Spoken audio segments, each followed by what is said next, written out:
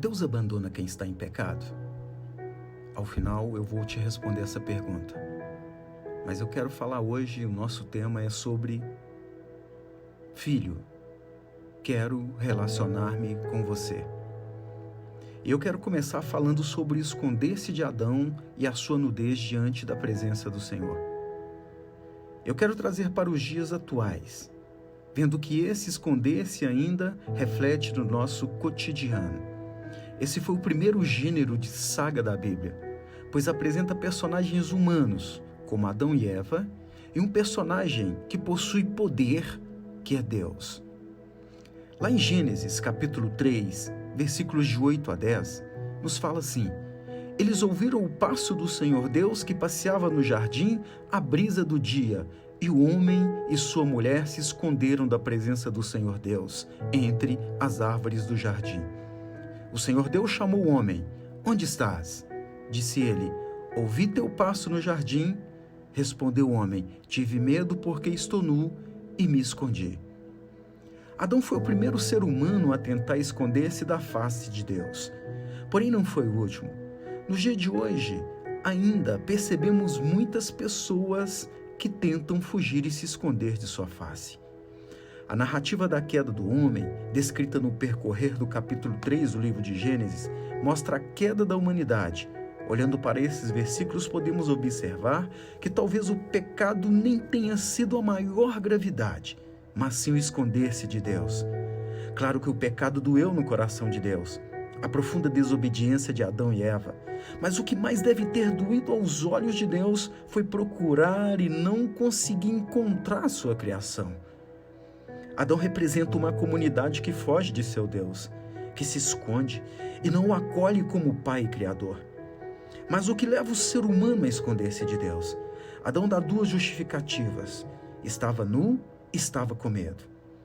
Adão tentou usar uma desculpa esfarrapada para dizer a Deus que não tinha se apresentado a ele imediatamente, dizendo que estava nu. Estar nu é reconhecer o pecado. Afinal, Adão e Eva sempre estiveram nus fisicamente. Adão reconhece seu pecado e se esconde de vergonha. E isso é o que mais desapontou Deus e ainda desaponta Deus nos dias de hoje. Muitos cristãos que se dizem crentes, que pecam e que ficam tentando esconder o seu pecado, não têm a coragem imediata de reconhecer-se pecadores na presença do Senhor.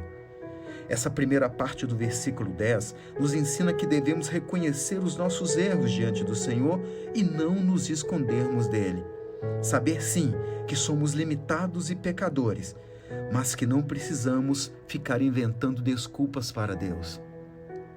Pois ele tudo sabe, tudo vê e está sempre disposto de braços abertos a nos perdoar. Cabe a nós não escondermos nossa nudez diante de Deus. Adão teve medo. Esse medo representa o que estava por trás do nu. Não estava com medo por estar nu, mas sim com medo de que Deus tivesse descoberto a sua desobediência. Foi um medo tardio. Deus criou o ser humano para se relacionar com ele e não para impor-lhe medo. As pessoas muitas vezes se escondem de Deus não por medo dele, mas por medo de que o encontro com ele seja o fim de suas vidas. O medo de Adão e de muitos seres humanos é que eles veem Deus como um carrasco e que só será encontrado na hora de sua morte. Morte essa que para muitos será causada pelo pecado, mas Deus é pura misericórdia. Cabe a nós, seres mortais, reconhecer-se como pecadores e pedir perdão ao Senhor, e Ele perdoará. E me escondi. Hoje em dia, diante desse mundo turbulento, a primeira reação de muitas pessoas é de se esconder.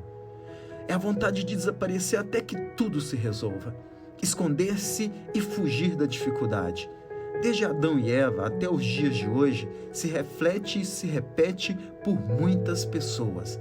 Assemelha-se a criancinhas que logo que percebem o perigo se escondem ou tentam fugir por ter feito algo de errado. Porém, temos que saber que esconder-se não foi e nunca será a melhor alternativa para tudo.